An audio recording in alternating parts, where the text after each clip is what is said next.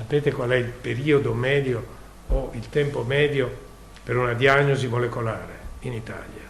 4 giorni per attendere una risposta o per dare una risposta.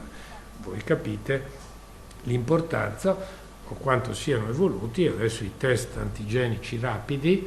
Arriva dopo 1 ora e 20 di Lectio Magistralis sul virus SARS-CoV-2 l'intervento dell'ex direttore del Dipartimento di Microbiologia di Padova, ora direttore AIFA, Giorgio Palù, sui test rapidi e sulla loro importanza. Il primo antagonista di Andrea Crisanti fu lui, ricorderete, a definirlo zanzarologo, alle prime battute dell'epidemia, il maestro contro l'allievo. Palù specifica come i tamponi rapidi siano stati imprescindibili per il tracciamento e la gestione dell'epidemia. In determinate coorti o spazio-tempo, una scuola, un aeroporto, sono l'unico mezzo che abbiamo a disposizione per poter intervenire.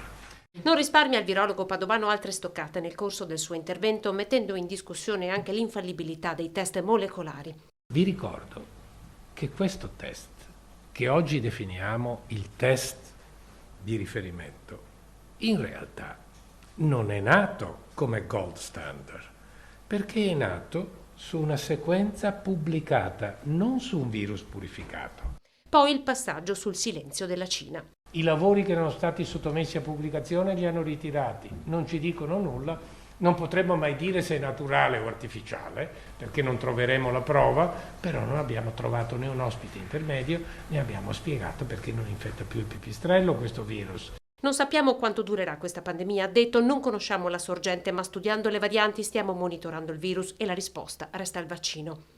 Col nuovo vaccino con le varianti ci protegge tranquillamente, quindi un boost sicuramente se lo faremo con un vaccino modificato rispetto a quelle che sono le varianti circolanti e magari un terzo boost lo faremo con un vaccino cinese ucciso perché ci protegge da tutte le altre proteine con immunità cellulare.